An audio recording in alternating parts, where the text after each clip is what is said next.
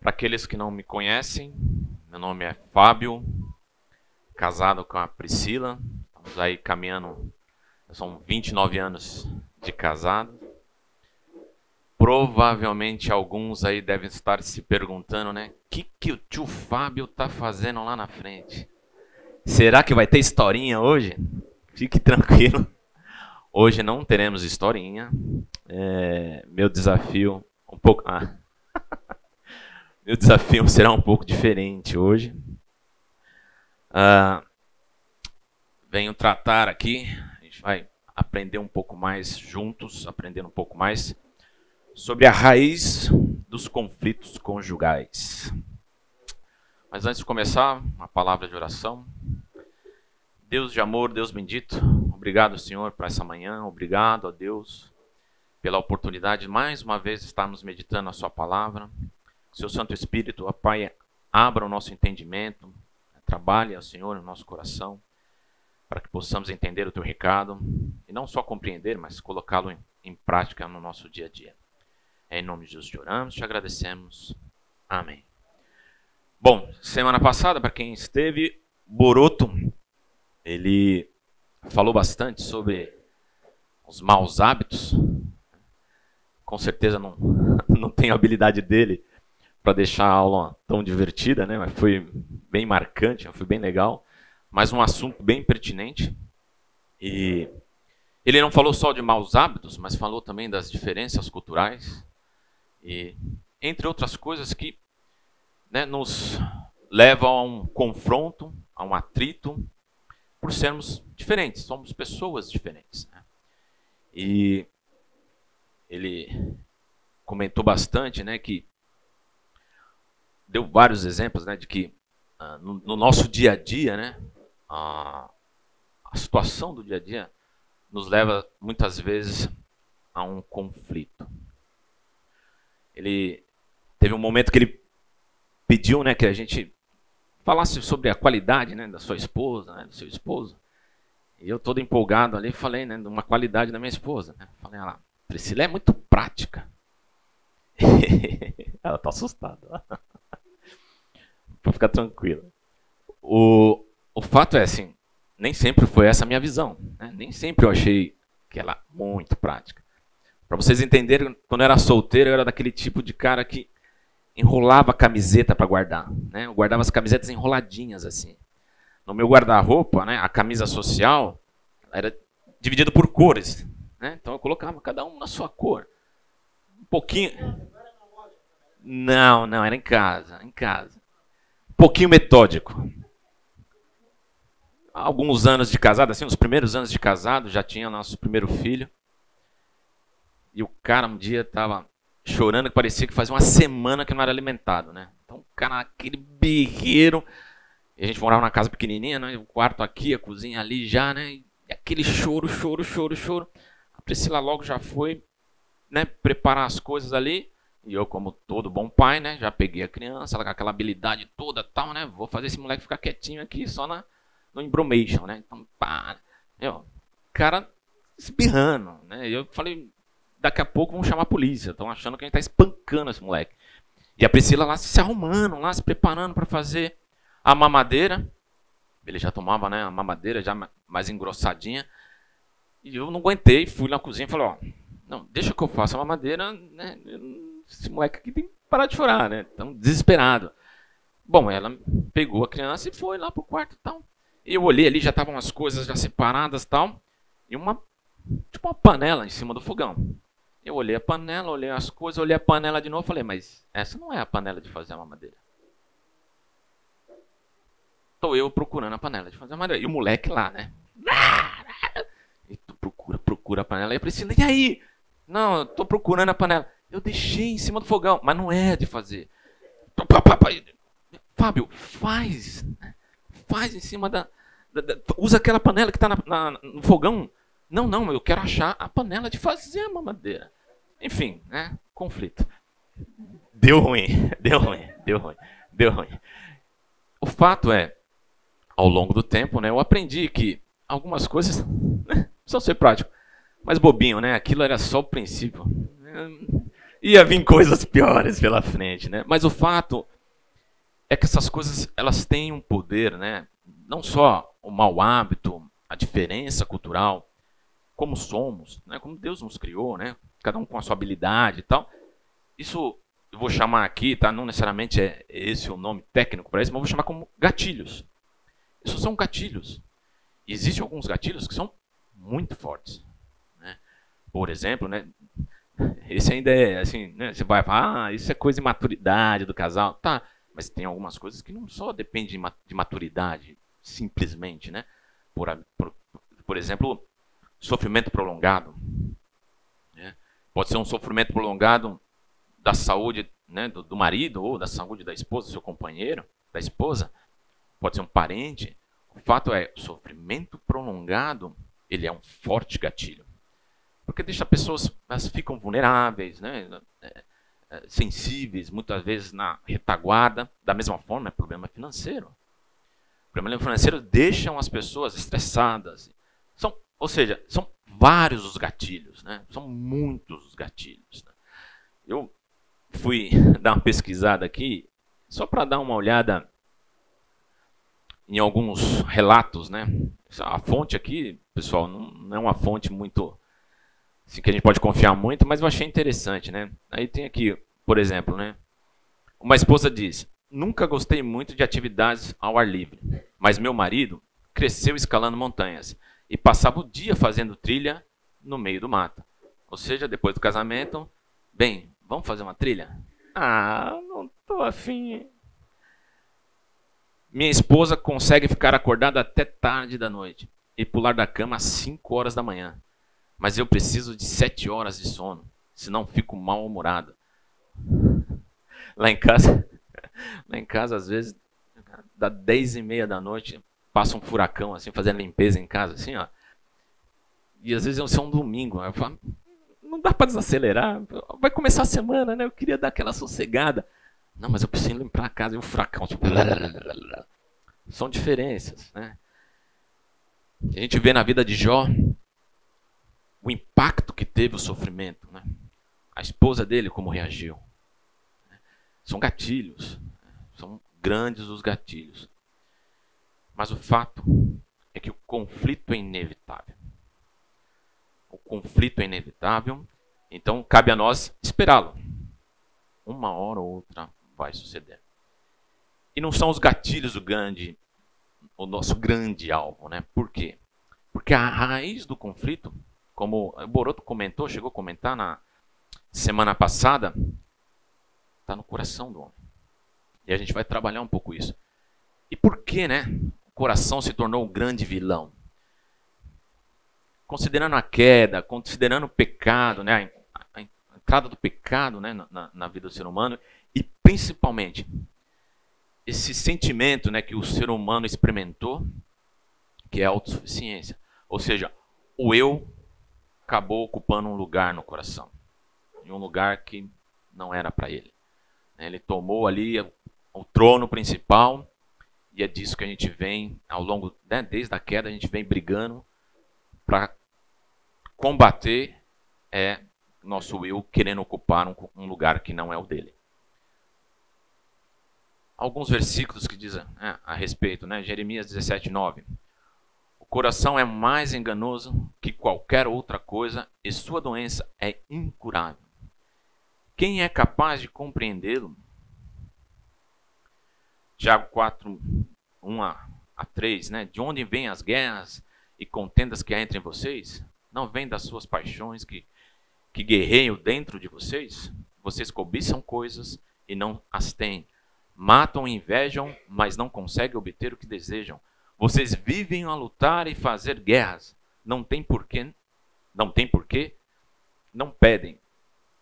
Quando pedem, não recebem, pois pedem por motivos errados para gastarem seus prazeres.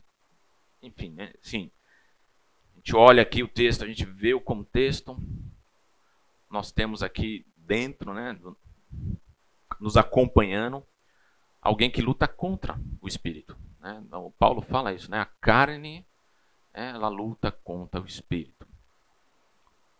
A ideia hoje é trabalharmos aqui, né, esses gatilhos, mas principalmente a raiz, né? Aquilo que está dentro do nosso coração.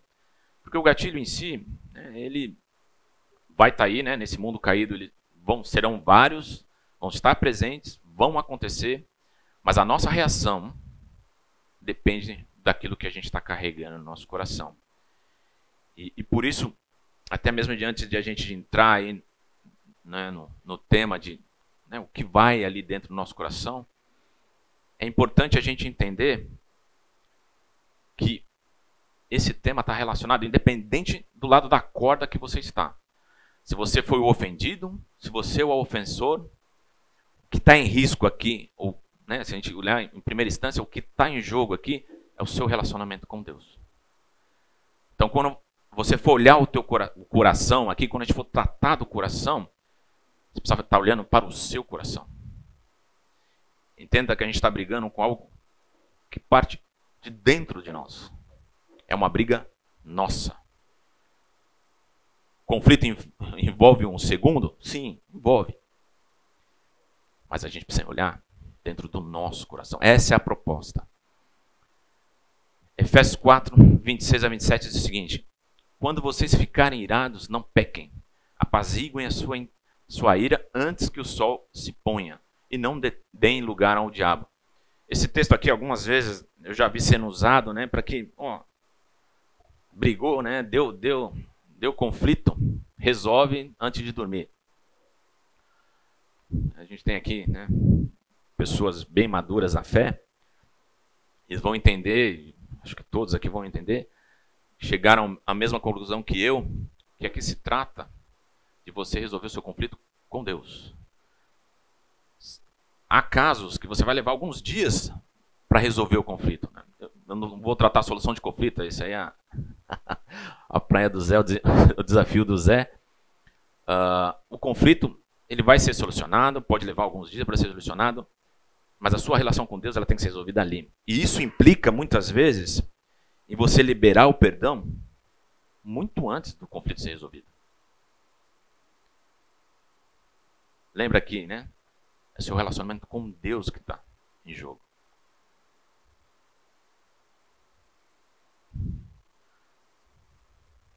Uma outra coisa que a gente precisa ter em mente quando a gente vai trabalhar com o nosso coração, e eu gosto, né, do Salmo 139, que ele há um conflito ali um derramar ali do salmista, né?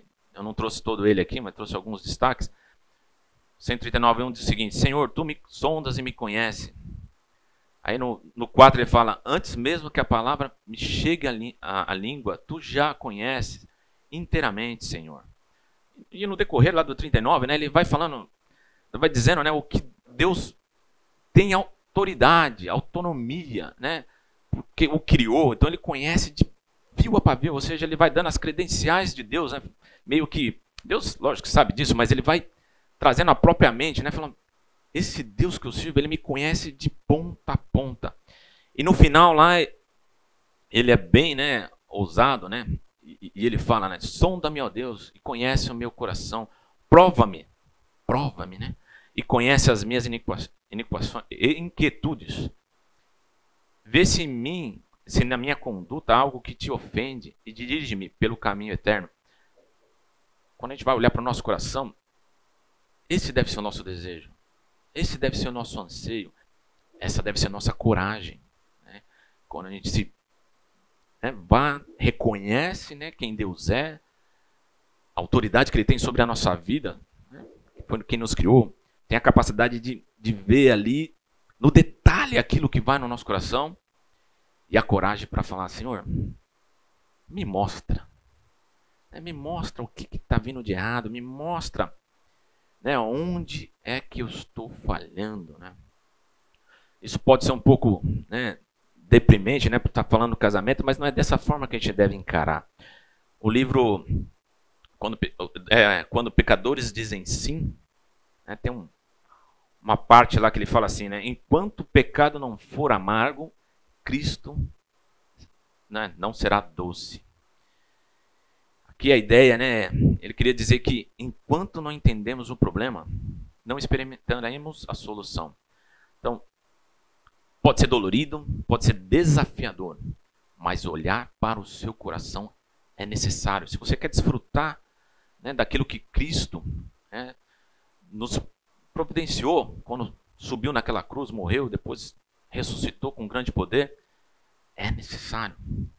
Ainda mais um comentário, né, ele fala o seguinte: ver o nosso próprio pecado como a causa dos problemas no nosso casamento não é fácil.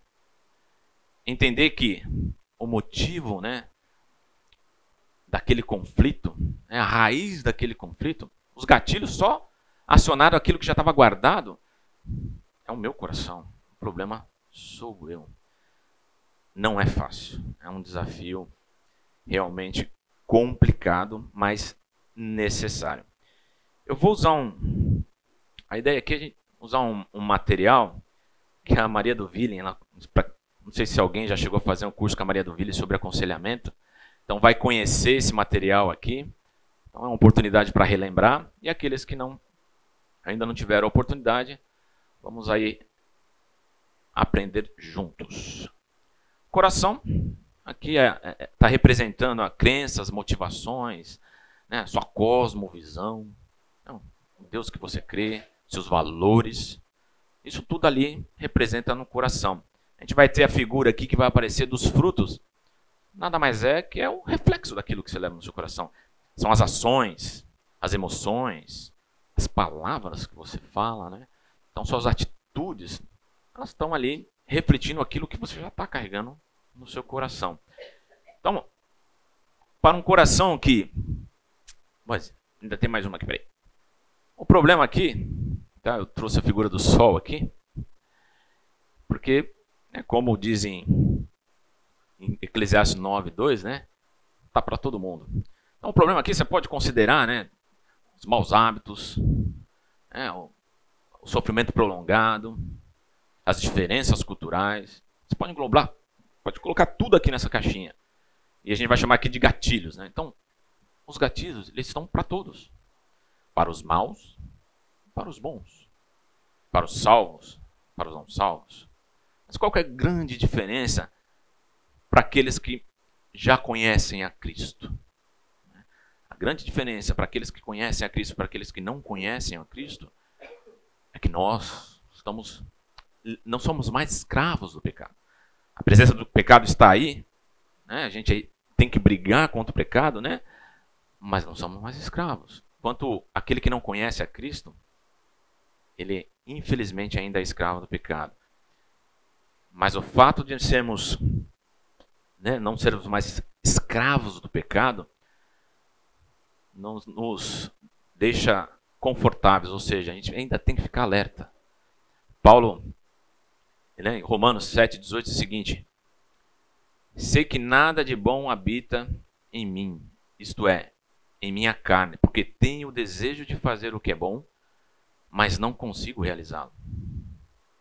No 25, Romanos 7:25 diz assim: graças a Deus por Jesus Cristo, nosso Senhor, de modo que com a mente eu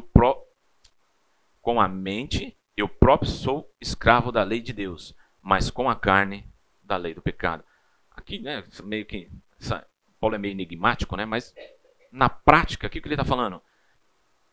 Eu sei com a razão o que devo fazer, mas minha tendência, né, meu corpo pecaminoso, ele ainda quer fazer o que é errado. E muitas vezes, Paulo assume aqui que muitas vezes ele comete o que é errado. Mas ele continua nessa briga, nessa insistência. Né? Ele fala, né, em 1 Coríntios 9:27, mas eu esmurro o meu corpo e faço dele meu escravo, para que depois de ter pregado aos outros, eu mesmo venha a ser reprovado. Aquele, deixar claro, assim, é uma briga constante. A gente não deve desanimar e a gente deve entender que esse nosso processo aqui na Terra é de santificação, inclusive no nosso casamento. É um processo de maturidade, mas é uma briga. Não se engane.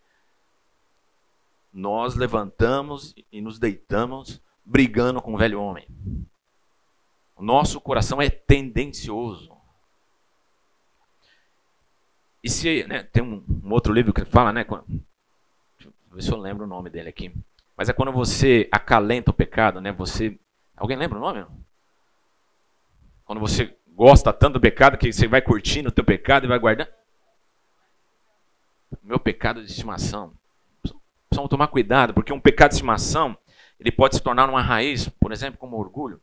Então, se o coração tem uma raiz podre, teu fruto com certeza não será bom.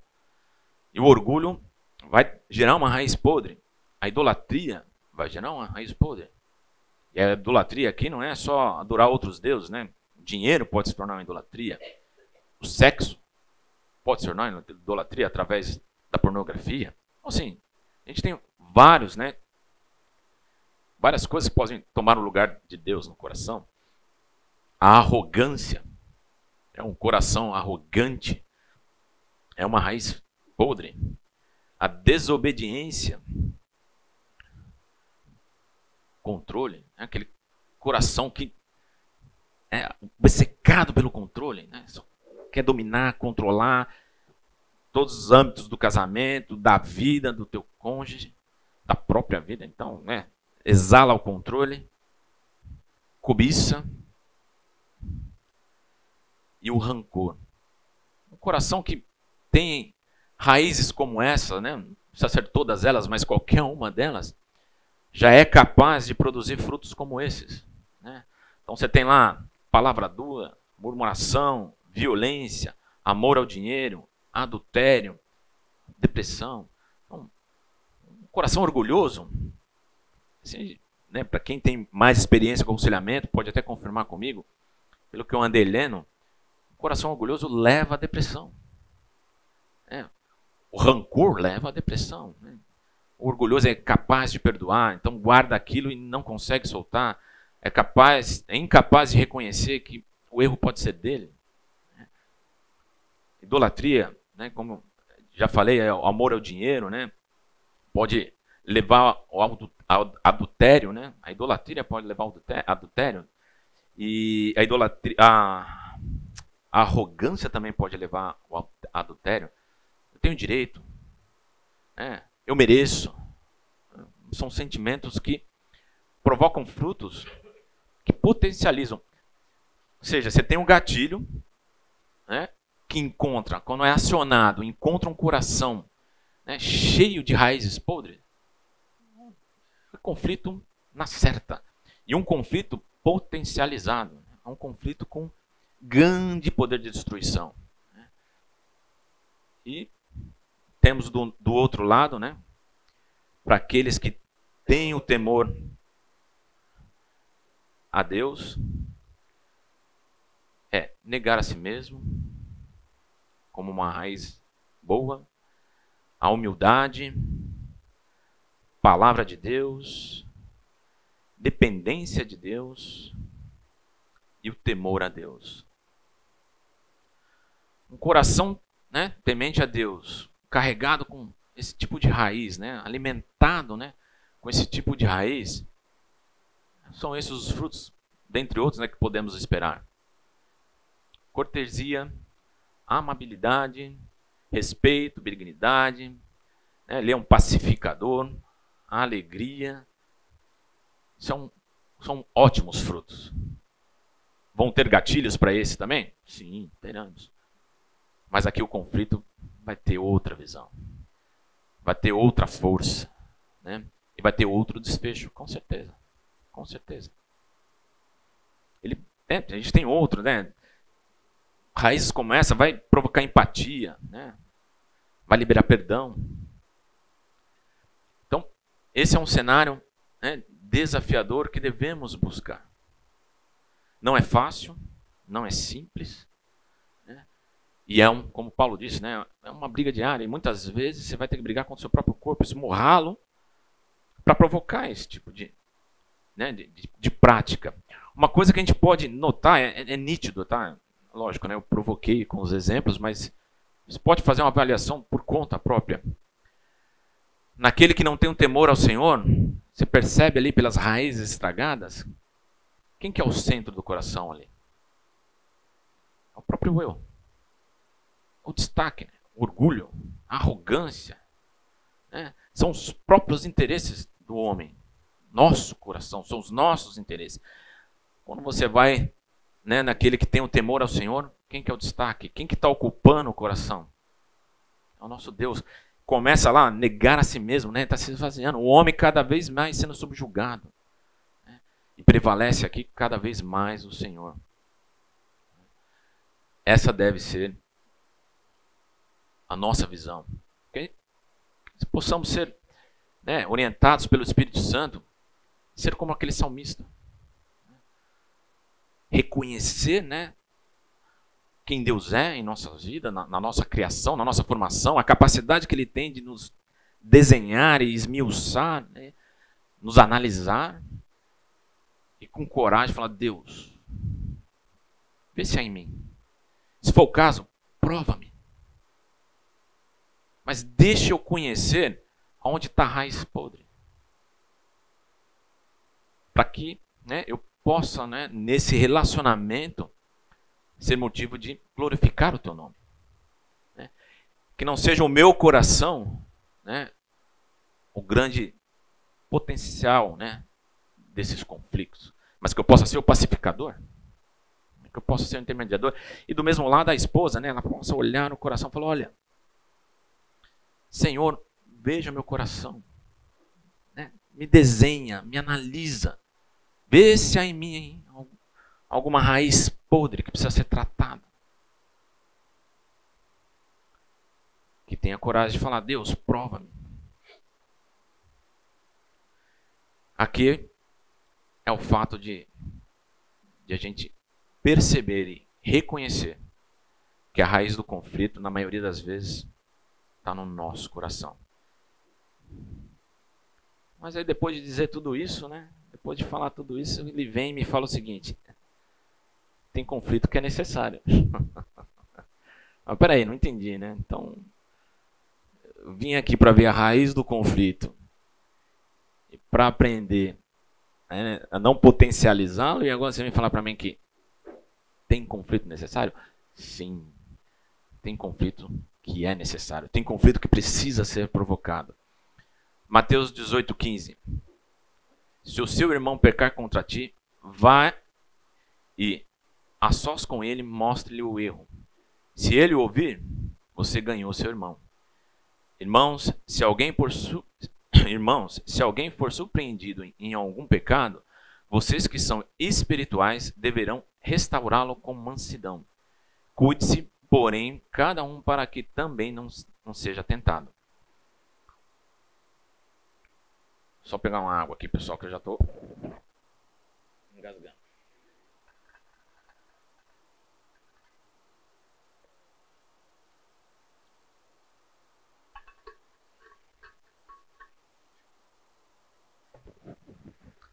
Para aqueles que passaram pelo curso de noivos, trabalharam bastante esses versículos, né? Quando fala que a esposa, né, a mulher é a auxiliadora do homem, né? E curioso, o entendimento de alguns, né, é que assim, a mulher é auxiliadora para ajudar no dia a dia, ajudar nas tarefas difíceis, né? Ajudar a carregar bagagem. Não é essa a proposta. Quando Deus, né, desenhou isso aqui, nos mostrou, né? Não era o plano. O plano realmente é além disso, né? É cuidador, inclusive. É de suporte, mas é de socorro. Né? São alguns exemplos, né? Essa palavra que é usada aqui, né, em Gênesis aqui, que auxilia aqui. Eu procurei ele em alguns outros versículos, né? Um deles que eu separei aqui é Salmos 33:20, que diz assim: nossa esperança está no Senhor. Ele é o nosso auxílio e a nossa proteção. Oséias 13:9 também usa a mesma palavra, né? Fala o seguinte: você foi destruído, ó Israel, por que estar contra mim? Contra o seu ajudador. Percebe aqui, lógico, né? Numa escala muito maior, mas nosso próprio Deus, né? Quando a Bíblia está ali falando do nosso próprio Deus, usa a mesma palavra. E aqui a gente tem o auxílio de proteção, mas também tem auxílio de, olha, teu caminho, né? Corrige aí teu caminho.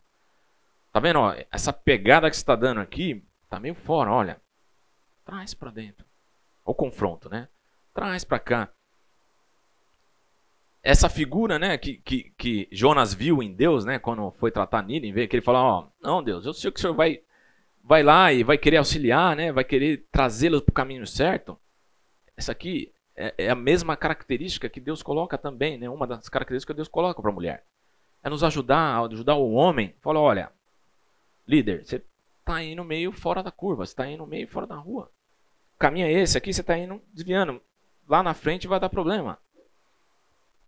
Então a mulher, nesse sentido, ela precisa criar o confronto. Ela precisa criar o conflito. Né? Para trazer um homem à tona. E um homem nem se fala, né? Então, lá em Efésios 5, 25 a 26, maridos, amem as suas mulheres, assim como Cristo amou a igreja e entregou-se a si mesmo por ela, para santificá-la, tendo-a purificado pela lavar da água mediante a palavra. Aqui o desafio, então, é muito claro.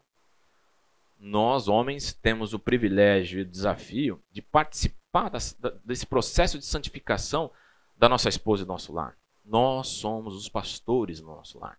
Né? Nós temos os nossos líderes religiosos aqui na igreja, na comunidade, mas dentro da sua casa, um homem tem o privilégio e a responsabilidade de ser o líder religioso. Imaginou? Quando Deus... Imagina Deus me chamar, Cristo lá está me recebendo, olhar assim e falar, ó, e aí, Fábio, o que você fez com a Priscila que eu deixei sobre a sua responsabilidade? Posso, dizer, Deus, não teve muito o que fazer, você viu a mulher que tu me deste, né? Não deu muito, né?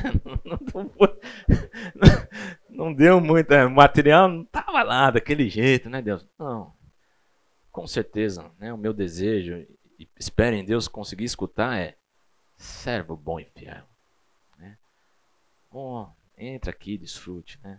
Aquilo que eu deixei sob sua responsabilidade, você cuidou bem. Mas para que isso funcione,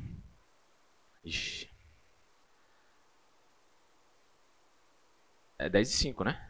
Que vai tocar?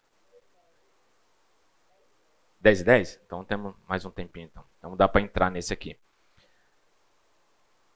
Mas para que isso funcione e para que isso não seja um risco, isso aqui tem um potencial, gente, de ser um grande gatilho para o conflito. Seguinte fato, se você começar a usar isso para aplacar sua ira, né, usa a palavra de Deus para... desce a Bíblia na orelha do marido e fala, tá vendo aqui? Ó? Você não está obedecendo a palavra de Deus. Né? Hoje era dia de sair, você não me deu atenção. E eu mesmo, o marido, usar a palavra de Deus para reforçar a posição dele de autoridade na casa. Que manda sou eu, a Bíblia está mandando. A Bíblia fala aqui, quem manda sou eu. Há um risco enorme. Há um risco enorme. E para não cairmos nessa cilada, algumas coisas a gente precisa entender. E principalmente a nossa motivação, ela tem que ser correta. A motivação que a gente usar ali no confronto, quando a gente vai, seja em casa, tá? Ou seja com outro irmão também, seja com seus filhos. Tá? Quando você vai exortar os seus filhos. O profeta Isaías, ele vai dar um recado aqui para o povo de Israel. E esse recado, para mim, é um dos mais fortes que eu já me deparei. Pelo menos para mim, eu achei muito forte. Ele fala assim, ouçam, ó céus, escute, ó terra.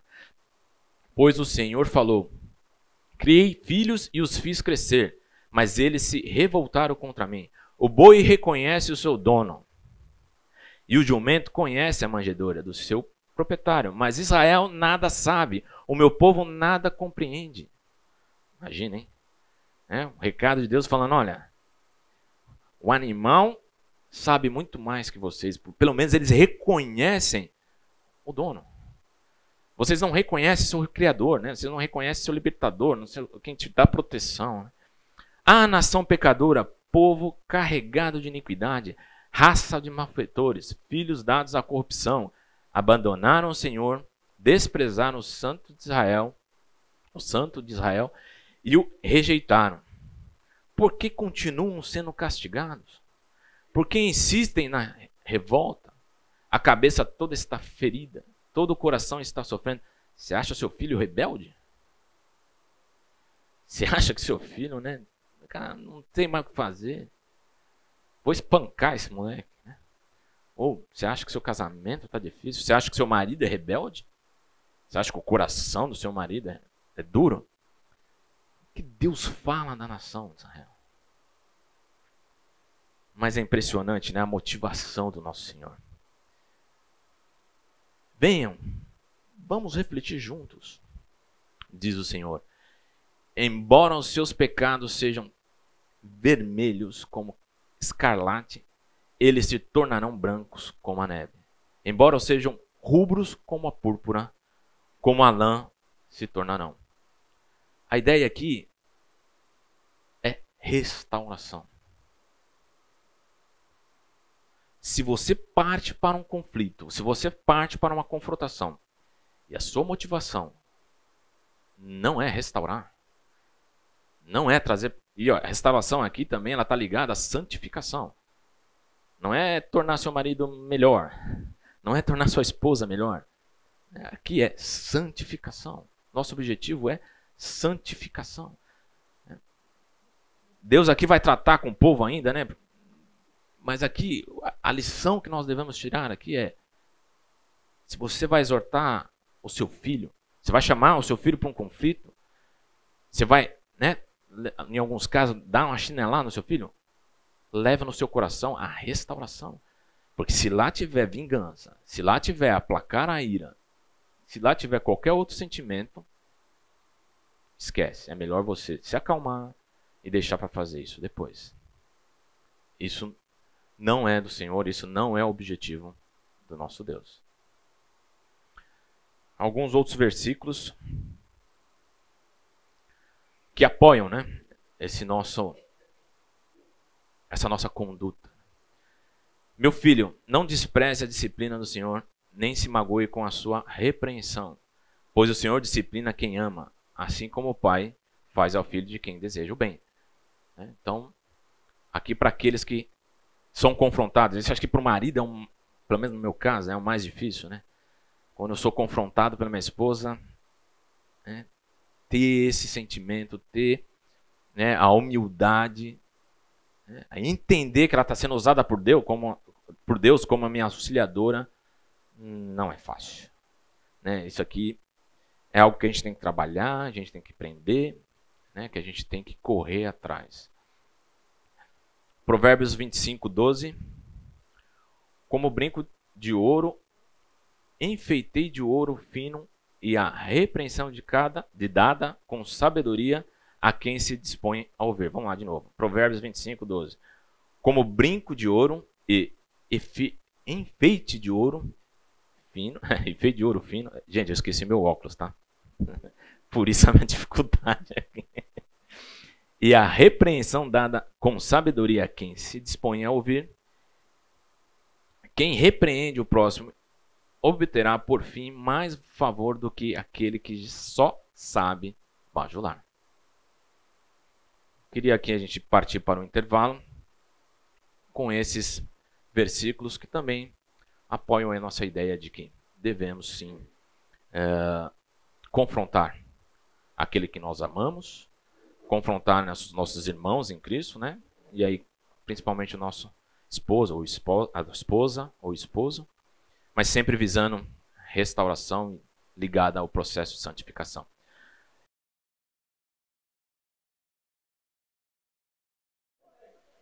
O livro que nós estamos usando como base é Enfrentando as Tempestades. O escritor traz uma reflexão. E ele começa trazendo aqui para nós o acontecimento, né, o que aconteceu com o Titanic, né? Todos já conhecem a história, né? Na prática ali eles subestimaram o que estava abaixo do nível do mar, né? Então, primeiro subestimaram, né, e também supervalorizaram a capacidade daquela criação deles, né? Aquele navio que era inovador na época, mas também eles descuidaram da parte maior que estava do iceberg, embaixo do mar. E aí ele traz aqui para nós, né, o desafio de fazer também, né, uma análise de diagnóstico. Análise de diagnóstico, não se preocupa não, pessoal. Eu sou de sistemas, aí vem automático, né? Mas não é. Fazer uma autoavaliação, né? A gente refletir um pouquinho, como se fosse um radar matrimonial, né? E olhar para alguns pontos, né? Para ver se não tem nada abaixo da superfície, né? O primeiro ponto que ele traz aqui é o distanciamento, né?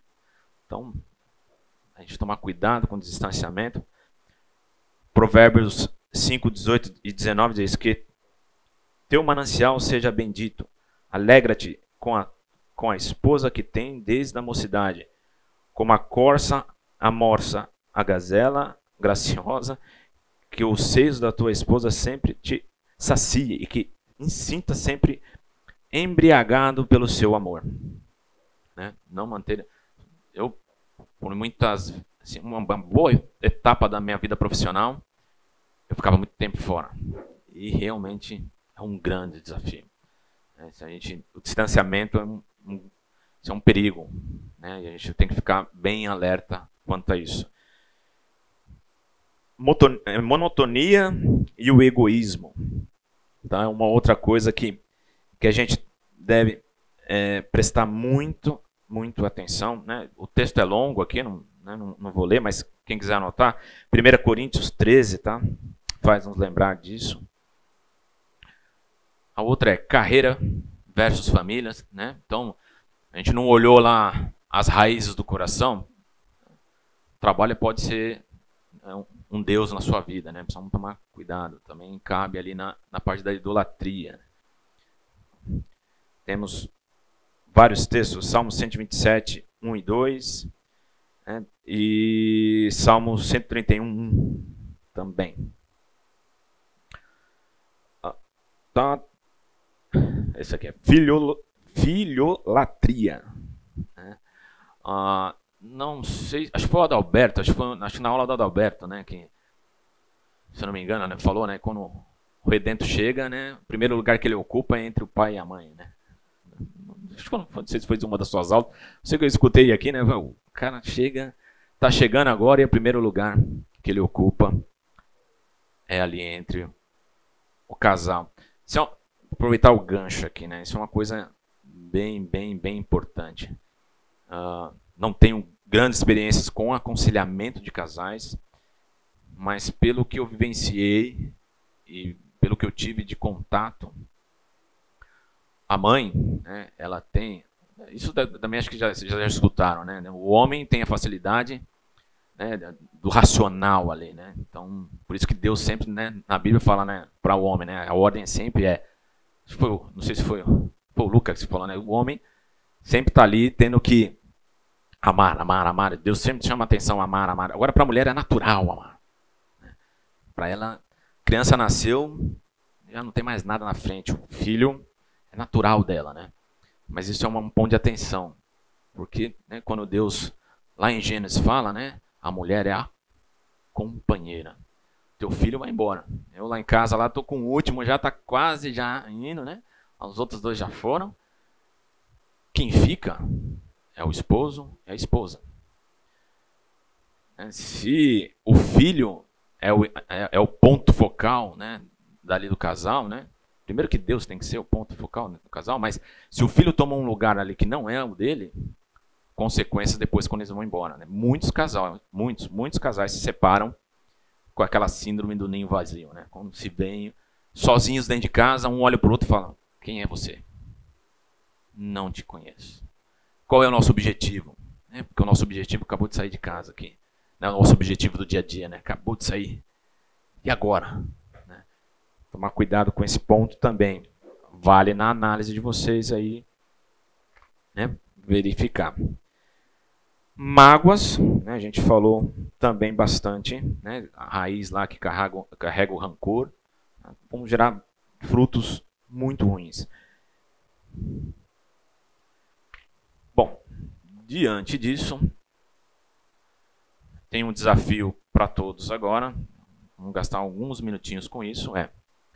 Primeiro aqui, né, vamos ter um período de oração. Na verdade serão 2, mas o primeiro período de oração, você. Né? Uma oração individual. Leva à sua mente o conceito do salmista. Né? Reconheça quem Deus é na sua vida. Reconheça. Qual é o poder de Deus sobre você, sobre a tua criação? Qual é o poder que Ele tem sobre te esquadrinhar? A capacidade que Ele tem de esquadrinhar. Reconheça isso. Na sequência, entregue seu coração a Ele. Deus, examina aí. E me traga à tona. Traz aqui a minha mente.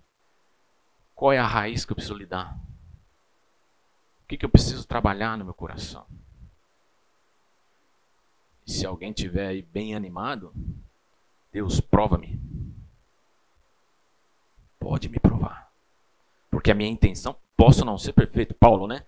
Deus, a minha cabeça está bem condicionada. Sabe o que tem que fazer. Eu quero fazer. Mas eu estou brigando com algo que é bem forte. Meu corpo, ele ainda deseja isso. Se você tem esse conceito, você está firme com isso, Deus, pode me provar.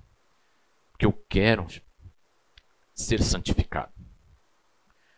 Eu quero que as minhas raízes gerem bons frutos. Gálatas 5, né? Frutos do Espírito. Então, alguns minutos aí eu chamo para a gente para a segunda parte. Já terminaram essa parte? Agora, né? Depois dessa conversa com Deus, se algo veio em sua mente, a primeira etapa que a gente vai praticar agora já de imediato, e depois, né, se for necessário, você trate isso. Nossa igreja tem pessoas preparadas para te ajudarem, se for o caso. Confesse. Né? Então, se você tem algo que Deus revelou, o Espírito Santo revelou a você, aproveite esse momento para confessar. E aqui só um alerta que eu gosto sempre de dar quando eu falo dessa questão de 1 João 9, né? Deus nos chama a tratar, né, do nosso pecado. Ali, naquele momento, né, a gente está refazendo um acordo com Deus. Ali não se trata só de arrependimento, né, mas é de entender que a gente está confrontando Deus, a gente está ofendendo a Deus. Né? E aquele tratar ali com Deus, né, aquele momento que você está confessando o teu pecado a Deus, você está refazendo um acordo com Deus, você está fazendo um combinado com Deus. Senhor, me perdoa e aqui eu vou procurar abandoná-lo. Abandonar esse pecado. Não continuar mais com ele. Essa é a nossa atitude quando a gente vai praticar 1 João 9. A gente está fazendo um acordo com Deus. Não está só simplesmente pedindo perdão. E por isso até mesmo que o perdão, essa oração, essa conversa com Deus, ela tem que ser pontual. Né? Não dá para ser, Deus, perdoa todos os meus pecados. Né?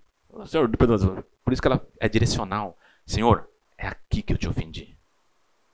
Foi aqui que eu entendi que eu provoquei aí uma ruptura com o Senhor. E meu acordo aqui é, Senhor, me perdoa, renova aqui o nosso relacionamento. E meu acordo aqui é que eu vou procurar não praticar mais. Eu vou buscar não praticar mais, porque eu entendi que isso te ofende. Vou gastar mais um tempinho aí então agora, se for o caso, confessar aquilo que vem no seu coração. Como um último período, com o seu cônjuge, quem tiver com esposa, com a esposa, tire um tempinho para orarem juntos, para encarar o desafio, né?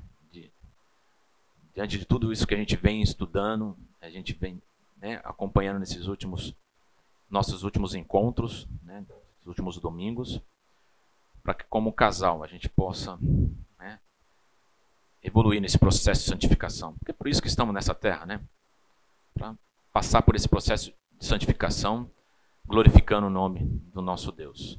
Então, mais aí um último período, e agora o casal. Bom, eu já partindo aqui para a conclusão, eu queria encerrar com Romanos 12, 2. Não se amodem ao padrão deste mundo, mas transformai-se pela renovação da sua mente, para que sejam capazes de experimentar e comprovar a boa, agradável e perfeita vontade de Deus. O desafio está aí, né? A gente agora conhecemos a raiz do conflito, passamos ali, né, pelas raízes podres, passamos pelaquela que é produtiva. E agora? Né? Começa a semana que vem. E aí? Né, oramos, confessamos. Eu gosto muito desse texto porque ele fala que a coisa começa aqui, ó. Precisamos mudar a nossa forma de pensar. Deus várias vezes nos chama para que a gente mude a nossa forma de pensar para desfrutar daquilo que Ele tem para nós. A briga contra o nosso velho homem, ela vai continuar até Jesus Cristo voltar. Ou sendo chamados para a glória. Mas o nosso desafio nesse processo de santificação é cada dia mudar a nossa forma de pensar. Na segunda-feira, mudar a forma de pensar. Eu sou, ou posso ser, a raiz desse conflito. Eu posso estar potencializando esse conflito. Então deixa primeiro analisar o meu coração. É mudar a forma de pensar.